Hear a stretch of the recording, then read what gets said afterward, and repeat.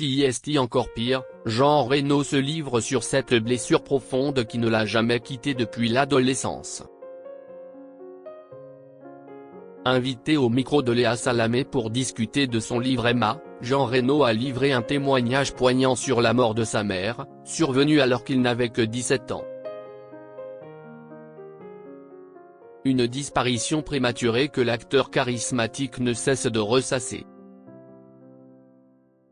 Le grand public le connaît pour ses rôles de tueur à gages solitaire dans Léon ou du vaillant comte de Montmirail dans Les Visiteurs. Les heureux résidents des Alpilles, où il vient souvent se ressourcer, l'apprécient pour sa simplicité. Les lecteurs vont désormais découvrir Jean Reno l'écrivain, à l'occasion de la sortie d'Emma, son premier roman. Quand je l'ai eu physiquement, je l'ai eu il y a environ 10 jours, j'ai failli pleurer, a confié dans cet avou l'admirateur de Victor Hugo, qui a attendu ses 75 ans, et le Covid, pour s'essayer à l'écriture. La concrétisation d'un projet qui aurait tant fait plaisir à son paternel, disparu il y a quelques années. J'ai pensé à mon père.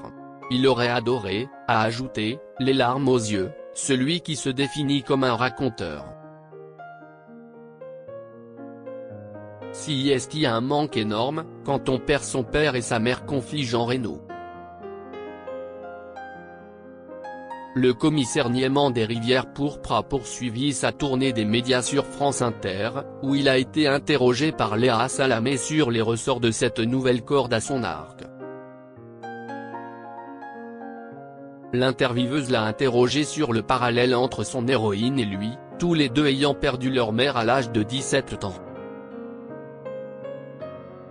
Si est-il une blessure qui reste avec vous toute votre vie, et vous pouvez faire tout ce que vous voulez, elle sera là, et les soirs d'angoisse, elle ressortira, s'est-il livré, non sans émotion.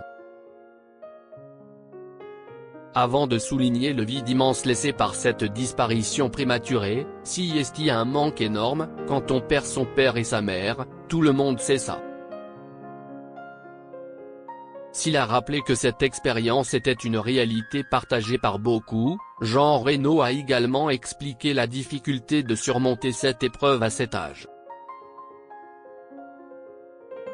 Si est-il encore pire, car on va mettre des cataplasmes qui vraiment ne tiennent pas du tout, a partagé l'époux de Sofia Boruca. Si est-il en essayant de faire preuve de légèreté au quotidien et d'écouter les autres qu'il a retrouvé goût à la vie.